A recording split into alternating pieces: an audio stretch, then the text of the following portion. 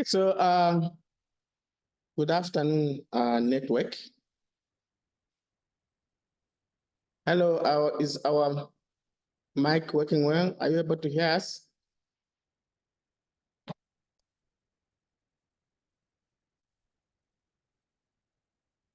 Hello, network. Someone just to confirm if you're able to get us. Yeah, Yes. audible. Thank you, excellent.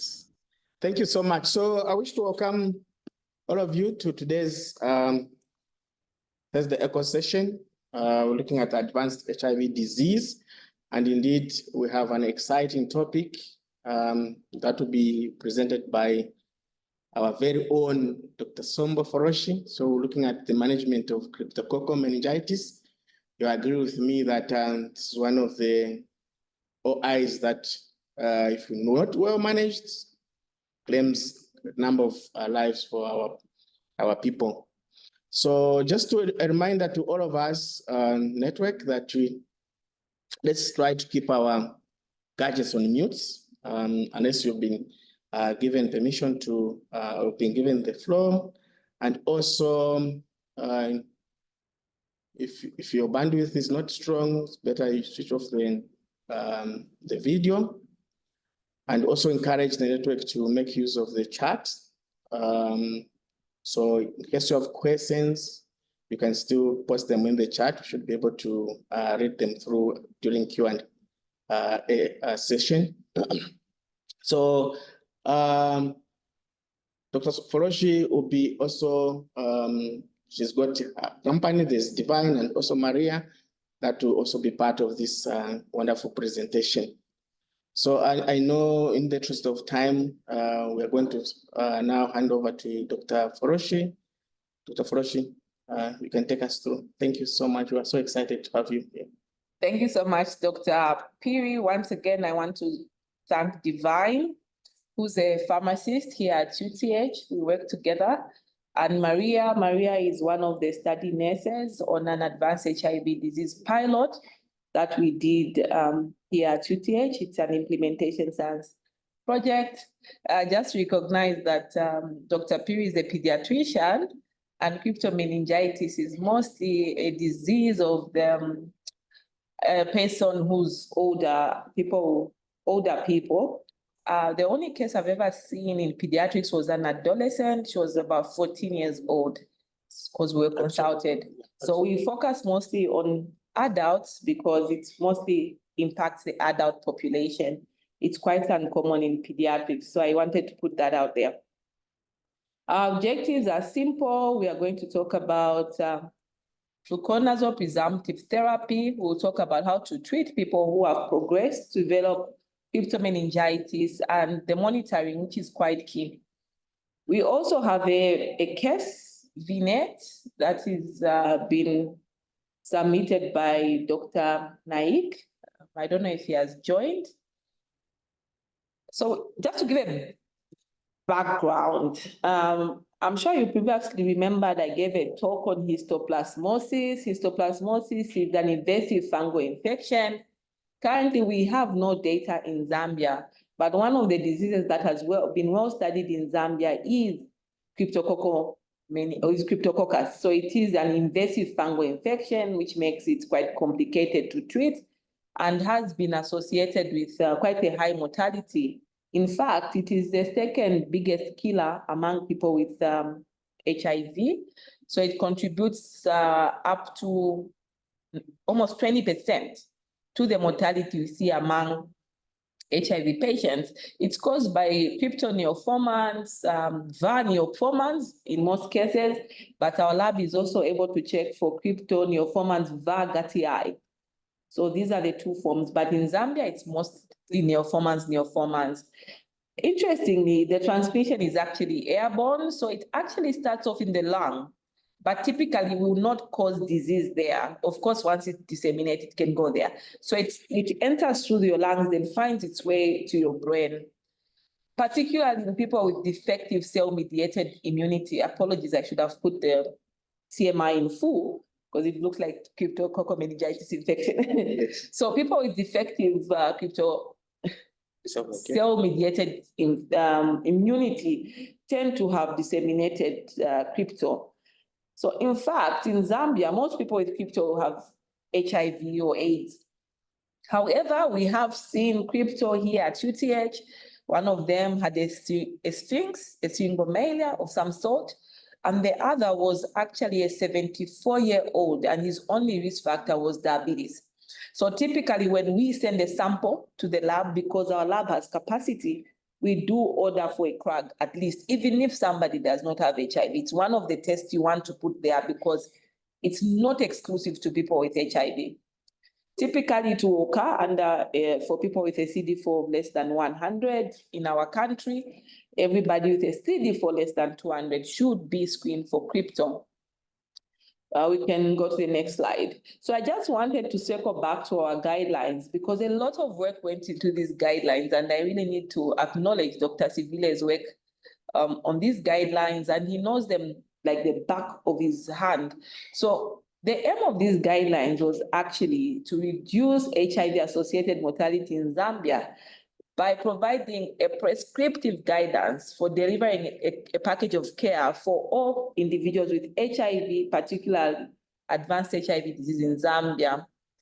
So it includes timely recognition of patients with HD and OIs through screening. This sentence is quite important because there's some data we started looking at UTH where it comes to screening and treating those that turn out to have just a CRAG positive with fluconazole. We noted that some patients, even if they're screened positive for a CRAG, if they have no symptoms and people think they don't have CM, they wouldn't give them the fluconazole, which is a problem. So we are going against the guidelines. It also includes provision of optimized prophylaxis, enhanced diagnostic, and treatment for OIs, mostly, of course, TB crypto, but in those guidelines, we talk about the treatment of CMV. We do see cases of CMV, and interestingly, they will go through the eye clinic, and then they will get sent to us. So for some of them, they need to buy the valganciclovir and the ganciclovir. So if you look at most literature, it will actually say the most common cause of meningitis in sub-Saharan Africa in people living with HIV is cryptomeningitis. And it's the most common OI in HIV patients in Zambia. I must say that this statistic is actually influenced by availability bias. Right now, cryptomeningitis is one of the most easily tested infections in the CNS among people living with HIV. So of course you expect a statistic like that. So I wanted to talk about what we've been seeing in the pilot we did at UTH, but also to emphasize that the biggest problem in our population is patients present late, despite us having a test and treat strategy in the HIV program. But there's a trend that becomes very difficult to tease out from this data because predominantly people living with HIV who started care, but they disengaged, people who they would say interruption in treatment. So they are cycling in and out of the system, are actually increasingly making the burden of advanced HIV disease overwhelming for this country. So this study was done here at UTH. Actually, we're piloting, so you may not want to call it a study. And this pilot is one that Maria did a lot of work on. She was collecting data and testing these people for cryptomeningitis. So I'd like us all to just take a breath and step back to think about the importance of effective engagement of the people who are starting treatment, right? In this study, we looked at 1,397 patients had HD, but this was based on a CD4 count of less than 200, or they had stage 3 or 4 HIV infection. In fact, if you look at this, most of these people may not be new. So you can see among the new patients that presented with HIV, 60% had crypto positive. 60% got a test, right? And these were called new patients. But if you think about it, when you look at your non-positives, 38% qualified to get a crack test, while there were some that didn't. Then when you look at the defaulters, 54% qualified and these didn't. So if you think about these new infections, among these people we are calling new, most actually left, were on ART, and then they came back. So this may be a reflection of our history taking, particularly when you're looking at the inpatient side. People will just say, I don't take my ART because they're very, very sick. I'm new because they're very, very sick. We don't delve deeper in thinking, could they already have been on ART? So most of these that look new likely were actually probably engaged in care in the past, but now they are coming back very, very sick and they delayed.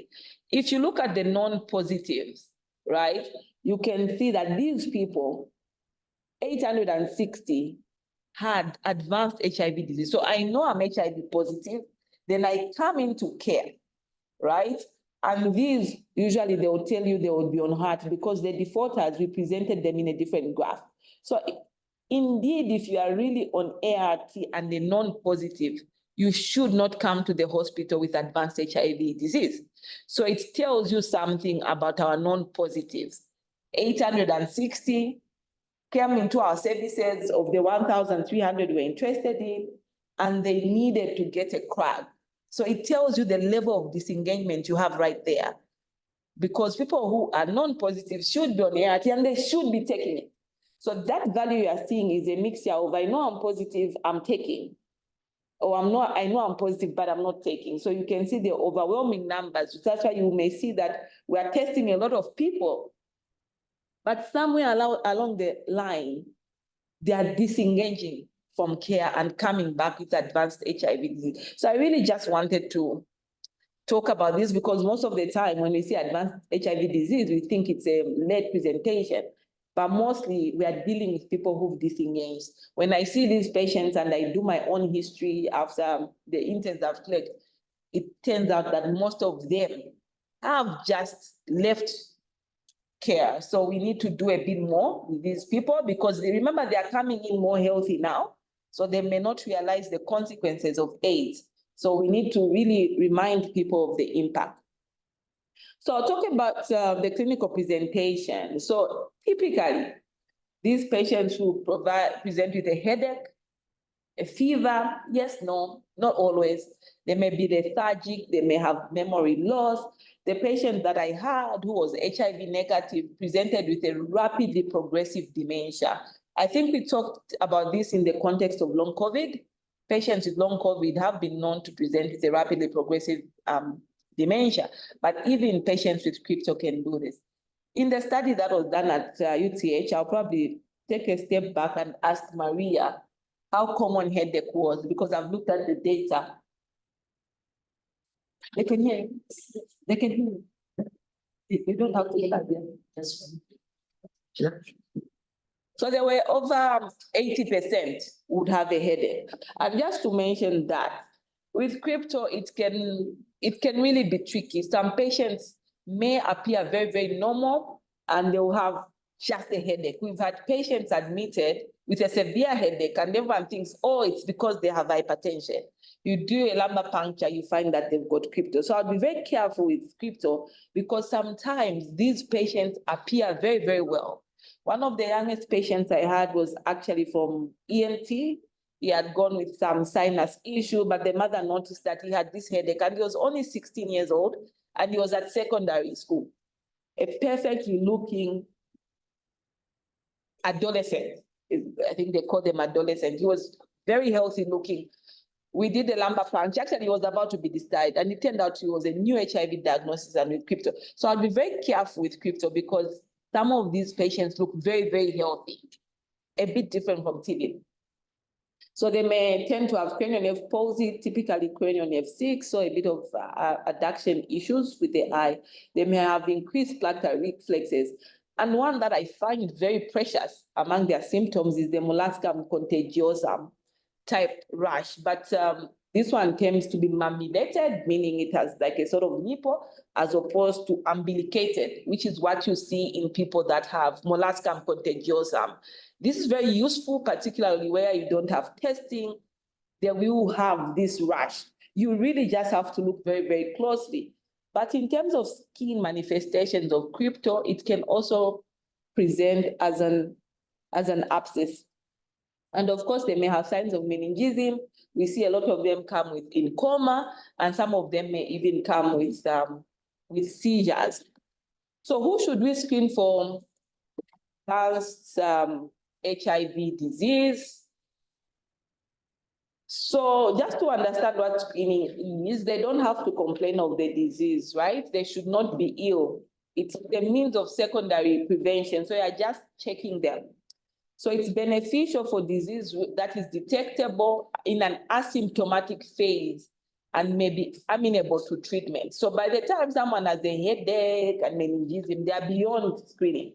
Okay, you are now going into treating them. So our screening test of choice in Zambia is a CD4 count. So who should get a CD4 count? Or in patients who are HIV positive, and this is what Maria was doing. She was really strengthening HIV for all those we admit, particularly in internal medicine. Or HIV patients with a high viral load. I think we may need to improve on this one because you don't need to frequently test the patient. Those who are initiating treatment, all of them need to have a CD4 count. And all HIV positive patients that are re-engaging in care, as I mentioned, these have one of the highest risks of having crypto. You are supposed to screen for crypto and TB in all patients with advanced HIV disease, and those are the groups. I know we had moved away from CD4 count. It's okay. But we are now encouraging that we do them in all those that are new. This picture is there in the guidelines. It's actually your first figure. Those that are initiating, those that have a high viral load, screen them with a CD4 count. If the CD4 count is less than 200, okay, you are supposed to proceed and do a serum crack as part of your package of care. You are also supposed to do a urine lamp. And I believe there's a lot of urine lamp in our facilities. And also you need to do a symptom screen for meningitis and of course initiate CTX. I'll just step back a bit because I know that CD4 counts are not always available. So I wanted Maria to just explain how she was screening patients with a CRAG if you don't have a CD4 count. Okay, good afternoon, panel. So I was going with the symptoms or the impression, then that's how we did the serum CRAG. But because at some point we did not have anything, though PCOE had, and they've been doing CD4 since. So I would make sure I collect and send to PCOE. But rather than that, we're doing the WHO staging, looking at because it's rare that you'll find the clinicians writing the staging of a patient. So you go with the impression or the diagnosis, then that will guide you on whether to carry out a serum CRAG or not. Okay, so by impression, she means whether they have clinical stage 3 or 4 disease, because we realize the turnaround time for CD4 is quite long, but CRAG is readily available, so we don't want to miss these opportunities. And I must mention this screening for the CRAG is mostly for individuals more than 10 years old with CD4 less than 200. Just to reemphasize that you need to do the HD package of care in those that are re-entering into care after prior disengagement. This I find very useful because people don't just re-enter care. Something makes them re-enter care, and usually it's an OI. Of course, they won't say I've got crypto, but they may have symptoms of TB, symptoms of cryptococcal meningitis, and of course, if they have a high viral load, it means they're as good as somebody that's not in care most of the time. And our screening test, as I mentioned, is a CRAG and a urine lamp.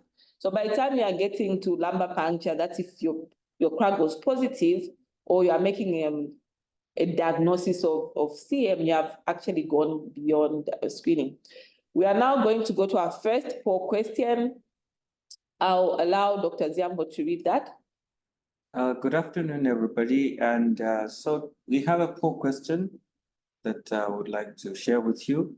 IT, kindly help us put up a poll. Okay, I think we can do that.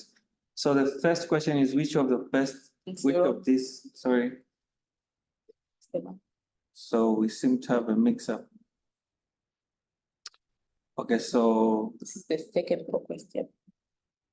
Okay, so let's just see what other questions we have here. There you go. Okay, so now we have the correct question. So here we're saying, which of these best defines preemptive therapy? I'm sure we've heard this before, and it's a revision to some of you. And so just pick the best answer from this collection of answers. Therapy to avoid either the first occurrence of infections in individuals without diseases or recurrence. B, therapy prevent progression to disease after infection has occurred. Therapy that is initiated based exclusively on clinical suspicion and relying on clinical judgment. And so there you go. Please go ahead and poll and pick out which one is the best answer. There's over 180 people. So we're expecting you to poll, at least more than half should be able to do so.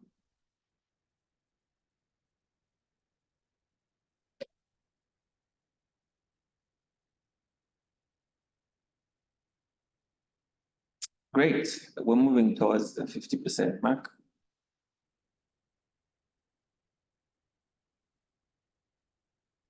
I'm sure by the end of this session, you will be able to pick out what the answer might be.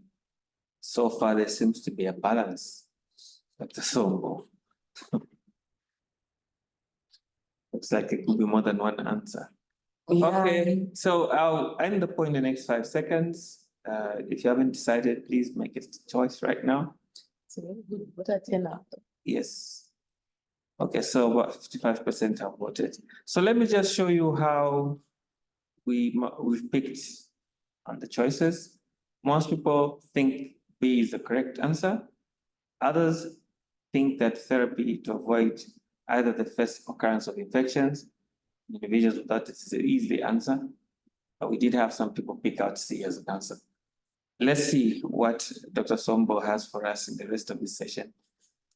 Thank you. I really appreciate that there was almost like a balance, but there was only one correct answer.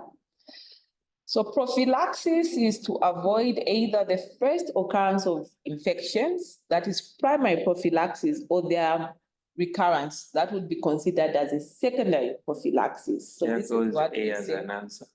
So A is definitely not the answer. So for example, a good example would be if we give malaria prophylaxis in those that are traveling to a country that is considered to have a high malaria burden. So typically people coming in from the UK, they will be on Melaron. So that's prophylaxis. They haven't had malaria. So that's avoiding the first occurrence of malaria. In terms of secondary prophylaxis, I think one of the best is when we talk about people who've had a stroke, right? For them to not have another one, we tend to give them an aspirin if it's ischemic. So that is secondary prophylaxis because we don't want them to get another stroke. Preemptive therapy is an alternate strategy to prophylaxis, and it aims to prevent progression to disease after infection has already occurred. So the infection has settled, and remember, infection does not cause damage per se. So you want to prevent disease. So preemptive, you may want to think about TPT. So that is a sort of preemptive therapy because TPT actually clears your latent TB. It's not necessarily a prophylaxis because I already have latent TB. You don't want it to progress to become TB disease. Another common one we use in infectious diseases is CMV for transplant patients. We tend to use a lot of preemptive therapy to clear their CMV so that once you suppress their immune systems because of the transplant, they don't progress to frank CMV retinitis or CMV in the lung or wherever CMV goes. So that's preemptive. So in the case of crypto, the term preemptive therapy is used to describe when treating people who are positive for the crypto antigen that is in the blood before they actually get to crypto meningitis. Since by the time crypto antigen is positive in the blood, we actually consider that they've got disease. The infection, or the infection has already gone to the brain, it's just that it's not clinically apparent, right? So it's preemptive. Preemptive, we are preventing that infection that's already gone everywhere from actually making you have crypto meningitis, which is the disease. And presumptive, we use it a lot for antibiotics. It's essentially empirical, based on your clinical acumen, your subjective view that this is either I feel this is TB or I feel this is septic. It's empirical. It has no lab support, okay? So it's exclusively based on your clinical judgment. So how do we manage people with crypto? If they have a positive serum CRAG, we do preemptive oral antifungals. And this point is very, very important because I know it's one of the new additions that was added to this guideline. And I know we are anticipating an update to the guideline based on something that I'll show later. So these people that have the serum CRAG positive, please give them the fluconazole, 1,200 milligrams, and I'll show how that's given. Because you need to bear in mind that even if they have not got the crypto meningitis, it's likely that it has already entered their CNS. It's just that it has not become disease. And people who actually receive this, it prevents that in 70% of the individuals. So it means some may progress, just to mention this. Okay. Yes, that's something to do with what you're saying, infection and not disease. Yes, and not disease. So you need to give these oral antifungals. However, if you confirm, I mean, you do a lumbar puncture and you find that they actually have crypto in the brain, particularly if they have the symptoms. Of course, if they have symptoms and the serum CRAG is positive, you need to do your lumbar puncture to make sure that it's not crypto meningitis. You have gone beyond screening. So if you have confirmed crypto, these are the antifungals, and Divine will talk about these. You need to give antifungals, which are amphotericin B and fluconazole in our setting, right? Of course, there are other antifungals, particularly when you see resistance, but the good news is that we rarely see resistance to these antifungals. Actually, I wouldn't worry about resistance in these patients. Even UTH, we are developing an antibiogram. Unfortunately, they didn't test the bugs, but more than 99%, they will be sensitive. So resistance is not an issue with the antifungals we use for crypto. And I think there's a talk on recurrent crypto, why people get recurrent crypto, and mostly it's because we are not giving them the correct doses or there's non-adherence. An important piece of information is the serial lumbar punctures. So we do serial lumbar punctures in order to maintain the CSF pressures at less than 20 centimeters of water. I don't know if some people among us remember the normal CSF pressure should be between 6 and 25 centimeters of water. Another key issue is avoiding and treating toxicities. I know when I started my infectious disease training, most of the patients would come, they're already in renal failure. Their creatinine is 1,000 and they need ampho-B. And we all know that ampho-B is nephrotoxic. So that's a challenge for these patients, and you need to consult an expert if you have these types of patients, because they will come with this. And of course, the key part is ART initiation. I need to emphasize this because many a time we will treat the crypto, especially those that classically present with just a headache. And then every person starts focusing on the fluconazole, continue, and forgets that, I don't know if it's forgetting, sometimes people I think are hesitant, they're worried about crypto iris, but there is a prescribed, as I said, these guidelines are prescriptive. There's a prescribed time to when you can start the ART. So a good practice would be if today you see somebody with crypto, you make a diagnosis and you decide I'm going to start ampho-B. It is responsible of you to count 4 weeks from then and tell the patient and the bedsider that we are starting the antifungals On the 7th of June, you need to make sure that they start you on ART or around that date, because the patient is relying on me as the doctor or as the clinical officer or the nurse to inform them that now you can start. Because remember that we delay ART initiation in these patients because we don't want to have an iris. Because the 3 things you worry about are crypto, TBM, and histo, meningitis. Because once they start mounting an immune response, remember that disease is my immune system. The space in the brain is just not enough to contain, and that's why we actually end up losing these patients. So it's your responsibility to make sure you write in the file to say, on this date, ART should be initiated, or at least there should be those types of plans, so that we don't let these patients slip through the cracks. We'll go to our second poll question. Okay, thank you so much. We share the poll question. So now.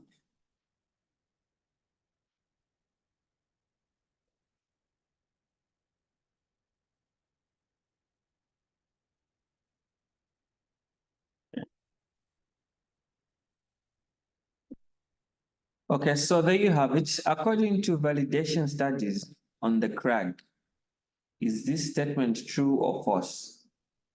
The cryptococcal antigen assay has both sensitivity and specificity of more than 90% in both the serum and CSF. Very interesting question. True or false?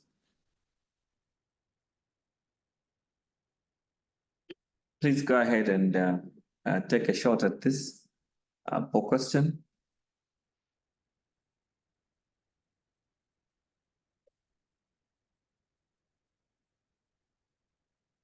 According to validation studies, is this statement true or false? Cryptococcal antigen assay has both sensitivity and specificity of more than 90% in both serum and CSF. Is this a true statement or a false statement? Okay, so I will end the poll. Just giving you some final chance to poll. Okay, thank you. Let me just show you how you, so we have more people, about 67% think it's true, and about a third think it's false. Dr. Sombo. Thank you so much, Dr. Ziambo. I'm happy that we had that poll question, because I think we can be informed. I just wanted to mention the REMSTAT study that was done in 2015. Zimbabwe was one of the sites on the value of screening and treating for crypto. It actually reduces your mortality by 28%. So it will prevent progression in more than 70% of the people to get crypto meningitis if they have a positive CRAG. But in terms of the mortality, the impact is 28%. I would recommend you read the REMSTAT, because most of our HD sort of guidelines and the information we use was influenced by that study. It was multi-country, which is good always for randomized controlled trial. It was a randomized controlled trial, and one of the countries was DIM, and it's actually very similar to us, obviously, in population. So I wanted to talk about the CRAG, because I do get this in my clinical practice, where a patient is probably seen at a facility, the CRAG is positive, and here it's negative, or they did it was negative, here it was positive, or the clinical picture looks different. So, and people get a bit iffy what's going on with the patient, okay? Just to mention, the polysaccharide capsule is it's quite a large molecules, and these assays, the CRAGs, have been developed to actually pick this antigen from the body. So you are looking at the capsule, and it can go in the CSF, this antigen in the CSF, and in the blood. Of course, if your CRAG is positive in the CSF, there's a good chance that the yeast is actually there. So the cryptopolysaccharide antigen assay is nearly 100% sensitive, all right? And 96% to 95% specific for the blood.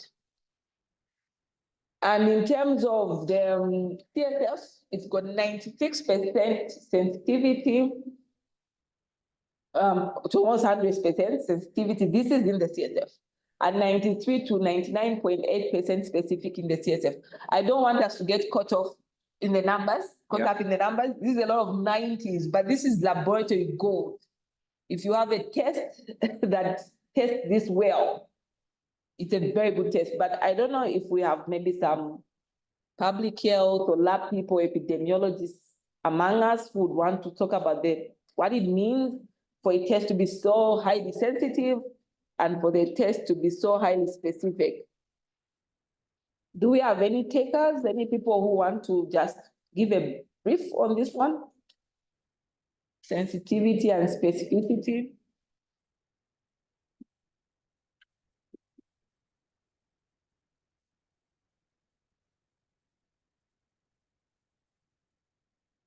Are we all familiar with what specificity and sensitivity is?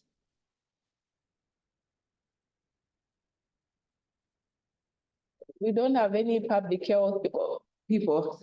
I'm seeing a thumbs up. I don't know if that means that sensitivity and specificity is very good. But this is gold, you know, just for context. If you look at the RDTs we use for COVID, sensitivity is around 70%, meaning you're gonna miss some cases. So this one, when your crypto is positive, you know, and then also the infection is there. It's likely to pick an infection. And if it's, you know, that 99, almost 100% specificity, it means that if it was positive, then it's likely it really is crypto and it's nothing else. Wow, if it's sensitive, it will pick most of the cryptos, you know. So I hope that's, I think there are some questions, but Doc, maybe to put some perspective on the sensitivity and the specificity.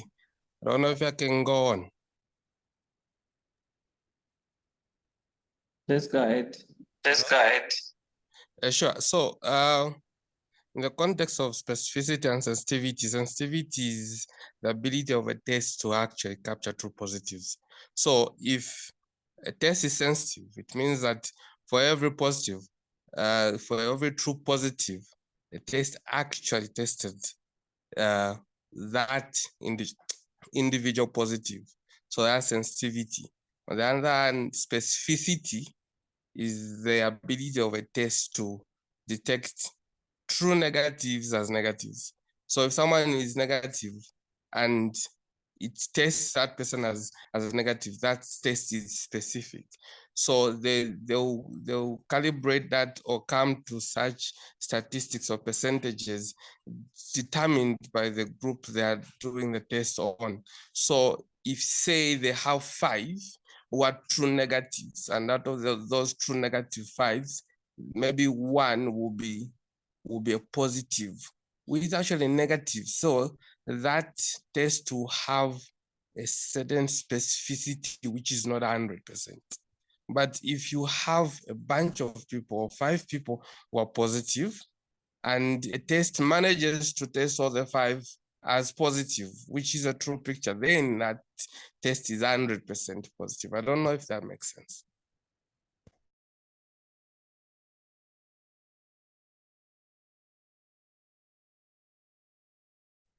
Dr. Fwoloshi, your microphone might be muted. Blame the facilitator. Thank you, Kote. So essentially, we are saying that it's a very good test. You know, when we are testing for COVID and you are thinking it's 70% sensitive, is this negative, really a negative? Yeah. With CRAG, it's a very good test. I can tell you that. Of course, there are some more detailed specificities I have around this in terms of I don't know if people are aware of the pre-zone and the pro-zone effect. We see it a lot in syphilis. When you have so much syphilis, you start seeing that your syphilis comes out negative. I don't want to go into that, but I have seen some cases where the CRAG is positive on the blood, on the CSF is negative, but this is a clear crypto picture. So usually I send the sample back for dilutions, but that's in terms of overwhelming and whatever. So very niche, it's very niche stuff, but you can read about it if you want.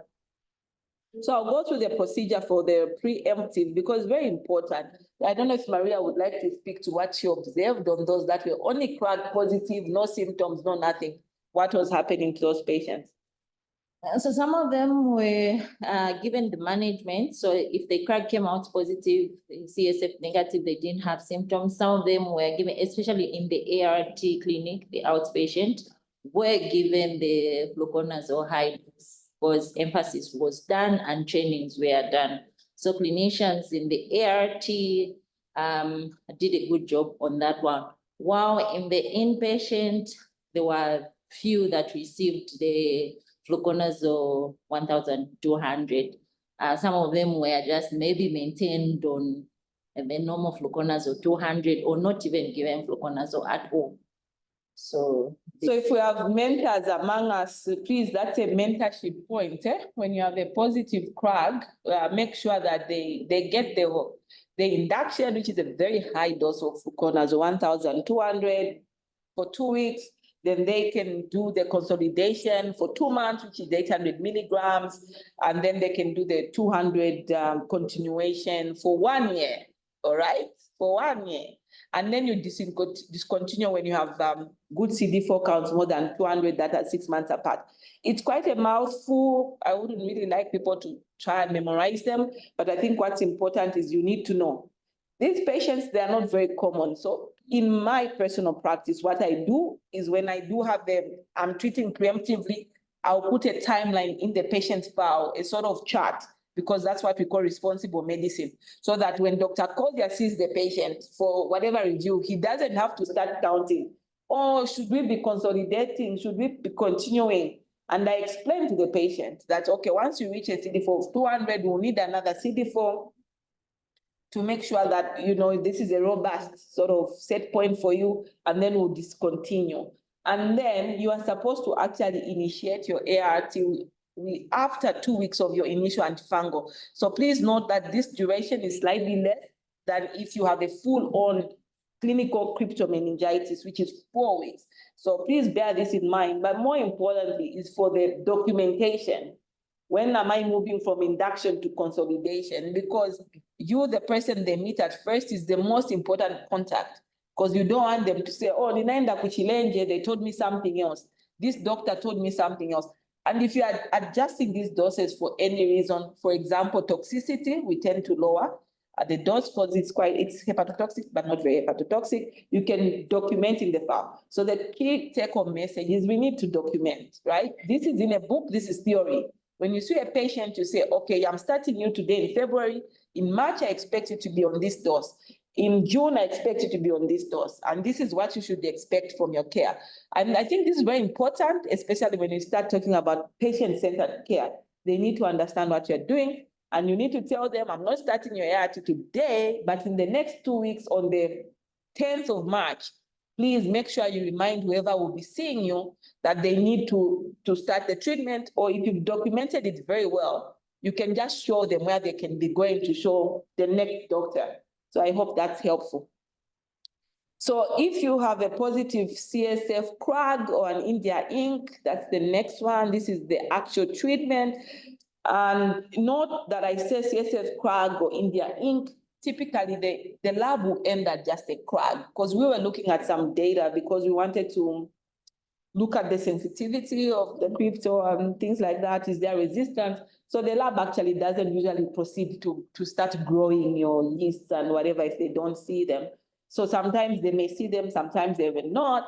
But because the CRAG is so sensitive and so specific, I'm happy to proceed. But the problem with antigen tests, as we may all know, you cannot use them for monitoring. They are quite fast.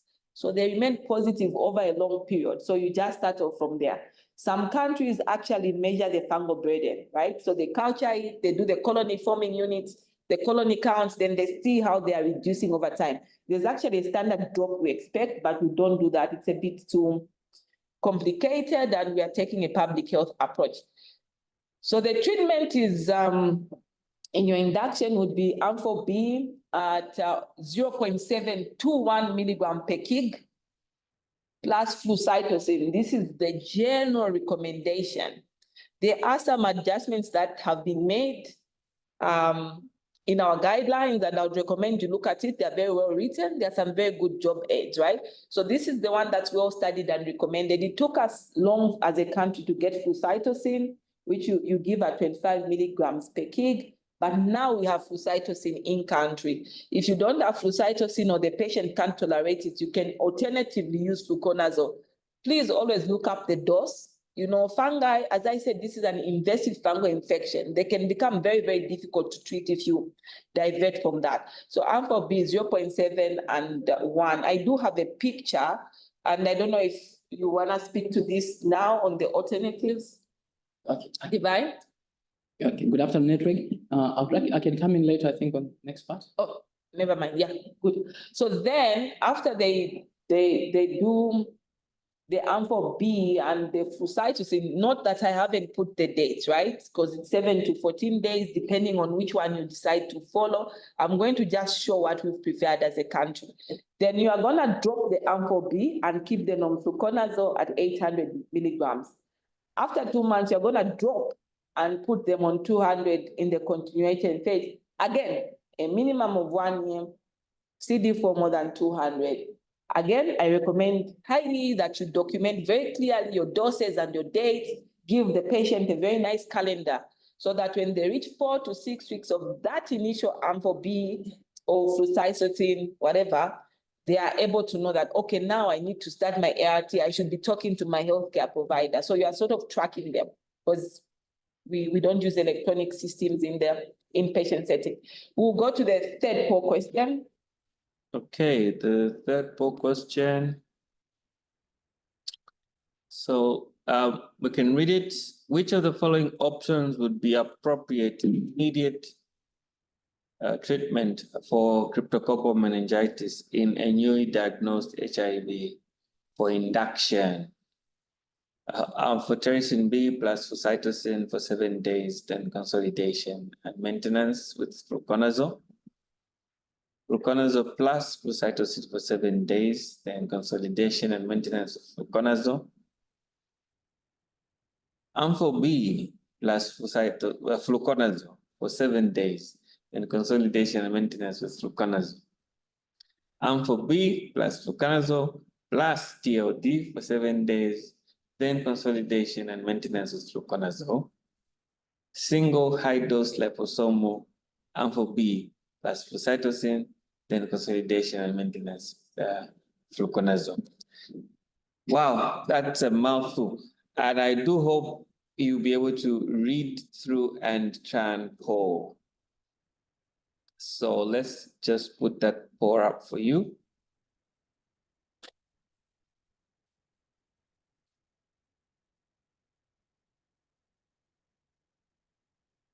Okay, there you are. So which one here? I know there might be water apathy here. If you can remember, I think Dr. Sombo tried to explain a bit. Let's see if people will remember. But remember, she said you don't have to memorize it. As a caveat, you don't have to memorize it. It should be in one of the job aids or SOPs that you'll find in your treatment room.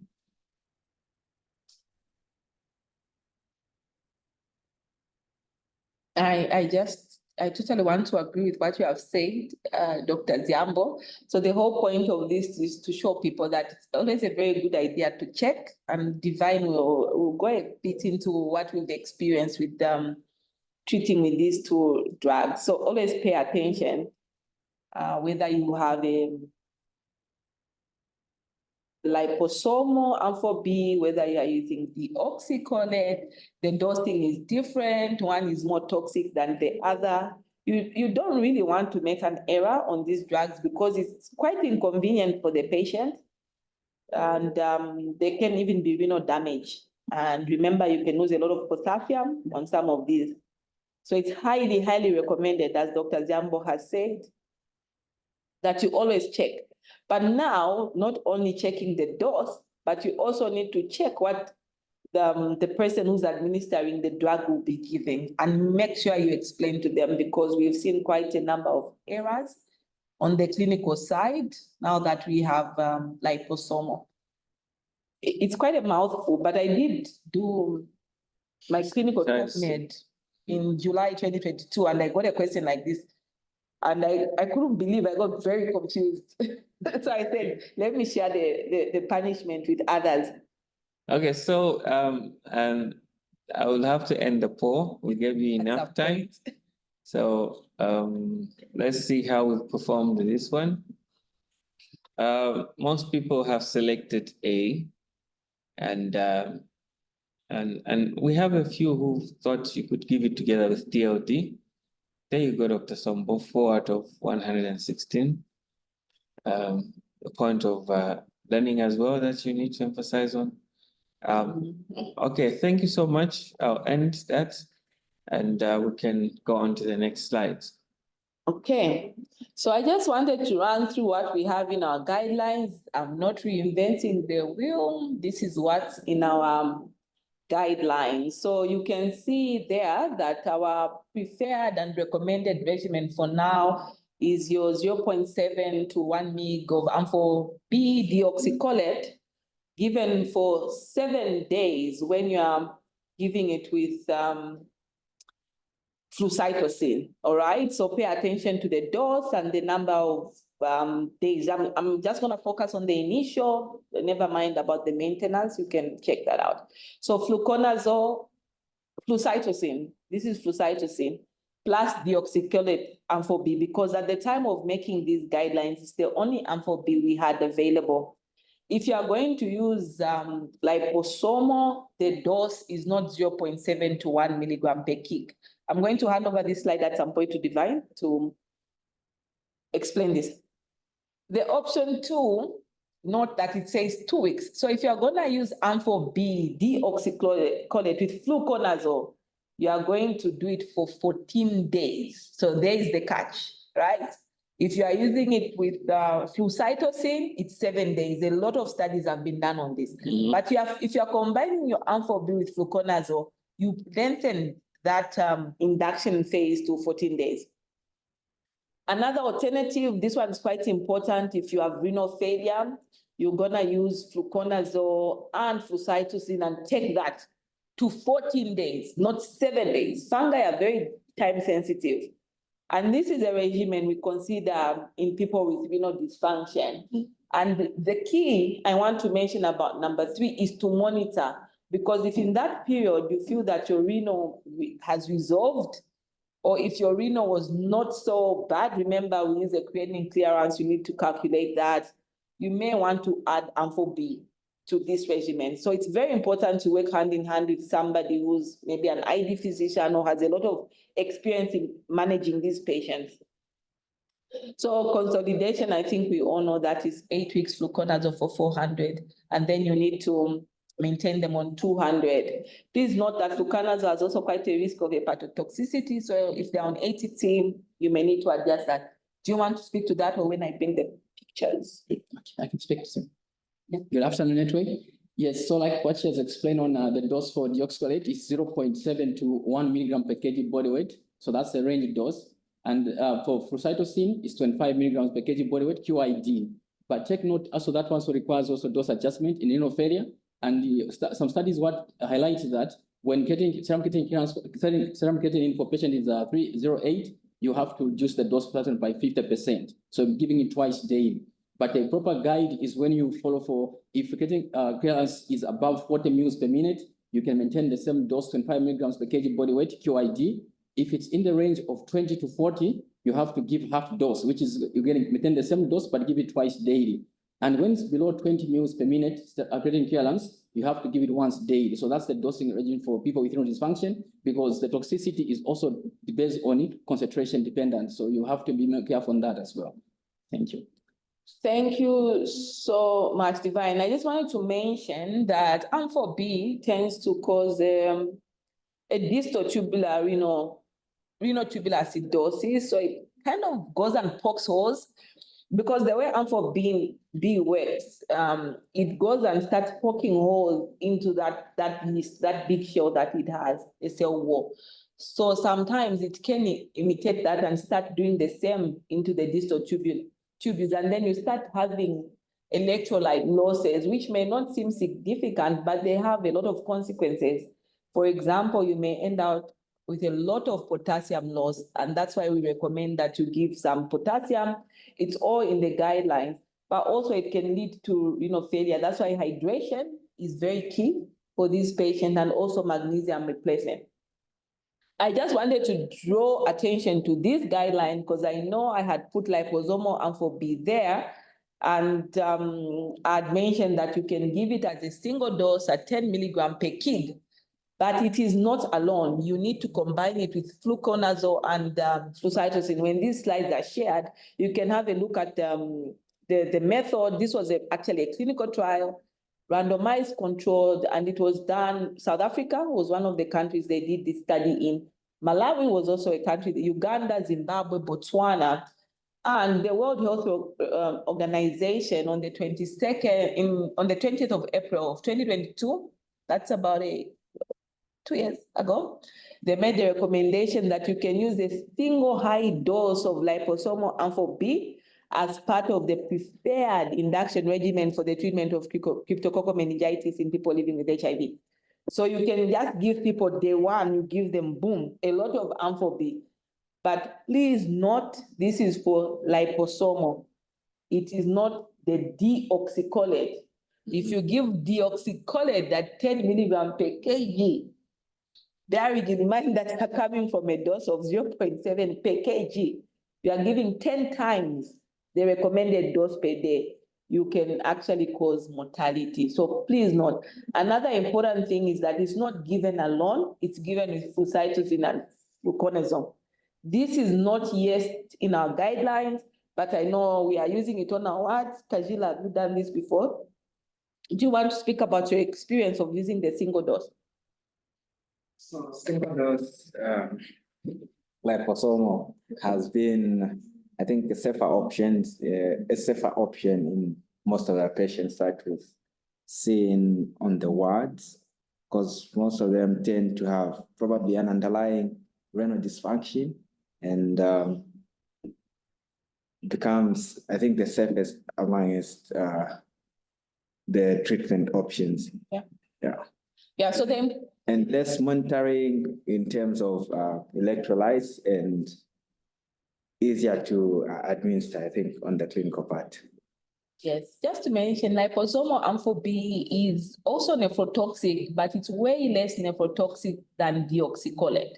So in this study, they looked at 10-day mortality. You can read that in your own time, and they found that it was non-inferior to what we had put as our preferred. Even more importantly, they found that it had significantly lower grade 3 and grade 4 adverse events, which is what you worry about in clinical trials. So we did get a picture from Divine. I don't know if you want to talk about this, the lipophilized. Thank you. Sure, thank you, sir. So this, there's liposome, this is deoxycholate, and also there's also liposomal amphotericin B. So I want to mention that both these drugs are lyophilized. So lyophilized does not mean that it's the liposomal formulation. So lyophilized is just a form of drying the drug so that it becomes stable enough, and also to avoid heat-labile drugs to be destroyed. So you have to be careful to check that you've prescribed liposomal and not deoxycholate. So because both of them are lyophilized. Because we had a patient where they actually prescribed 10 milligrams per kg body weight once off dose, and then the patient bought deoxycholate, which was lyophilized, and they wanted to give that, all of it. So just be careful to check, counter check. So both drugs can be lyophilized, but does not mean that it's a liposomal form. So lyophilized is just the form on which the drug is basically present. So to keep the drug more stable. So please read the label. We are really appealing to you, because if the doctor wants me to receive a single dose liposomal, and they've said I need, I'm 10 per kg, I'm 50, maybe you need 1 or 2 of those, you find that you need way more of the deoxycholate, which becomes very toxic. So the moment you see that you're handling too many drugs, you need to check what you have on hand, because both of them are in circulation in the country. I don't know if you know the stock status across the country. Not at the moment. They are still giving me feedback, but I know we have it available. Yes, so it's in country and it's available. maybe the provinces can speak to the fact that if they've received, but I know the provincial offices have it. So please be careful, especially if you are prescribing it for the first time. Also check with the people that will be administering, because the issue we've had is we have prescribed it, then people are giving the deoxycholate, and that it's causing toxicity. The flucytosine. So that's flucytosine. We have tablets available, of course, in that 500 milligram strength. The one I was talking about, that you also need to also adjust doses. Renal dysfunction is very important because it can also cause bone marrow suppression. So that's we have. So we have a tablet formulation. Yes. So that's also fluconazole. Also, they're all available as well in that strength, 200 milligrams. All right, so I just wanted to talk about the CNS penetration. Interestingly, fluconazole has got quite a high CSF penetration, actually, even higher than Ampho-B. That's why you need to be careful if a patient has received fluconazole when you do your lumbar puncture. You may find that it may affect the yeast that you see or the crag. Essentially, fluconazole very high CSF penetration. Ampho-B is quite bacteriostatic. It's a strong drug, but the penetration is not even better than fluconazole. Just to mention that fluconazole is a good drug as well. So in terms of supportive treatment, we're about to wind up. You need to do early repeat lumbar punctures, okay? And you need to measure the CSF opening pressure to make sure there is no raised intracranial pressure.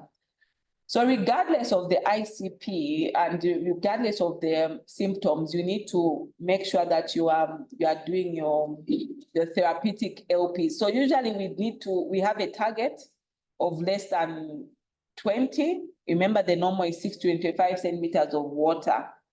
So patients may start developing a worsening headache, they may start vomiting, they may have breathing difficulties or papillary edema. Then you need to start thinking, do I need to actually do a lumbar puncture in this patient to just relieve that? Because sometimes the antifungals are not enough. So always assess these patients every day when they are with you on the ward for ICP. This paper was done, and actually they have a proposal that we need to be looking at our guidelines. And this is something we'll be looking at, whereby you need to think of doing LPs even in those that may not have a raised intracranial pressure. So the guidelines may be looking at recommending serial LPs in people who don't even have signs of increased pressure, because there's actually reduced mortality, actually less than 69% reduction. So in terms of renal function, the next slide. AKI is quite common in these patients, particularly if they are on deoxycholate. That's why you have actually a hydration protocol that's in our guidelines. So make sure you are following it. As I mentioned, the lipid-based formulations are better, but they don't completely eliminate it. In terms of electrolytes, as I mentioned, distal renal tubular acidosis, typically in the distal tubules, because of the Ampho-B, leads to you losing a lot of potassium in your urine. And this leads to hypokalemia, which can lead to arrhythmias, which lead to death. And in the process, you actually start losing your magnesium. So as we replace the potassium, we also tend to replace the magnesium. When the guidelines were generated, we were cognizant that not all facilities will have potassium and magnesium. So there are some recommendations on how you can pre-dose. Bear in mind, when you have renal failure, this may change. And I've mentioned that it causes a metabolic acidosis, and we may have polyuria. And I just wanted to point out when you need to be monitor your creatinine, monitor your potassium and magnesium if you can, particularly if you notice that your potassium is not responding to what you're giving. It may mean that you need to actually replace the magnesium. Remember, potassium is also toxic. Please give it slowly, particularly if you're using IV potassium. ART, I think we talked about it. We delay it in people with cryptomeningitis. We delay, not that we don't start it. And also in people with TBM. I've talked about documentation. In terms of reasons why people don't clear crypto, I put something in red, and it's because usually we have not dosed them accurately, okay? We've given them, we've underdosed them, or we've reduced the length of the induction. this is the most common reasons why people fail to clear it. I'll move on from that. So in summary, despite our improvements that we are making in terms of our 90-90-90s or 95-95, we still have quite a high burden of crypto meningitis, particularly in those that are engaging, cycling in and cycling out of care. And it accounts for almost 20% of AIDS-related deaths. These are Sub-Saharan figures. So it's very important that we implement preventative screening. We need enhancement of our diagnosis and treatments because they are available. It's not like histoplasmosis where we actually can't make a diagnosis for now. Those are our references, and we'll go to the poll questions. We are the case, but we'll move it to the next session. Yeah, I think we can have an exhaustive. They want to say something. Okay, sure. Oh, yes, I just wanted to come in on, because usually these patients that we have, the inpatients that we have, we end up giving them induction phase and they go home on consolidation phase. So more emphasis should be given on how much they should take and for how long and when they are supposed to come back for review. I think that's why we even have patients coming back for reinfection with Cryptococcal, because once we manage them 2 weeks, then we discharge them. I think we need to emphasize the discharge, not just the way Dr. Fwoloshi mentioned, to say you should give detailed information to the patient so that when they go, they even know that to say, I'm in this phase, the next I'll need to take this drug for a year. Thank you. Very valuable pearls that of practice. Thank you so much, Maria.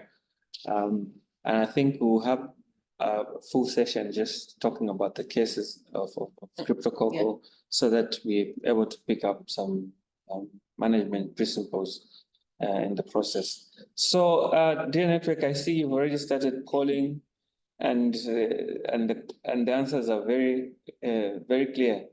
Dr. Sombo, I think you're clear on this one. According to the validation studies, we know that the CRAG is very, very sensitive and at the same time specific, both in serum and CSF. I think we can move on to the next four.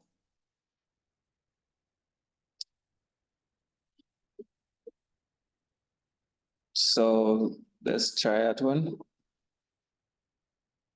Okay, this one, which of the following best defines preemptive therapy? That was also very well outlined. Let's see it. Let's see it. Network, you can poll. See how we're doing. We had a balance between A and B, but I think after a very good explanation, very categorical, I would like to believe that learning has taken place. Okay. We'll give you another 15 seconds to poll.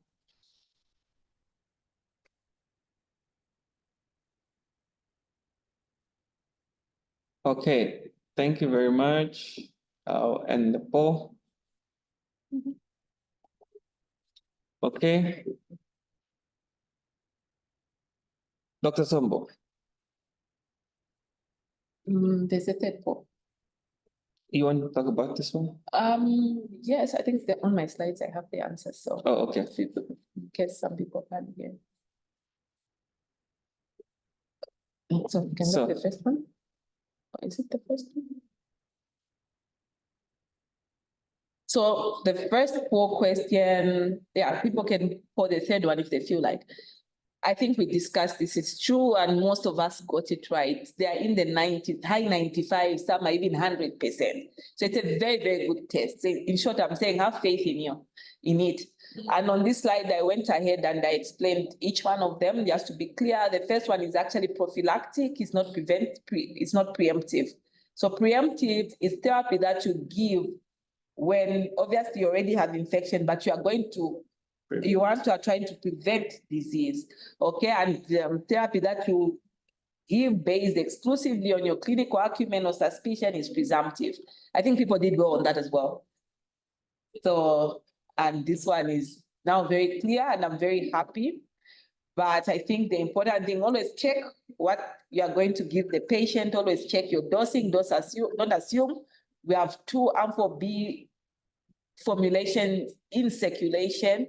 We don't want to make errors. We don't want to end up underdosing or overdosing. I think that's it. We'll move the case vignette to another crypto session. I know you have a lot of them in advanced HIV disease.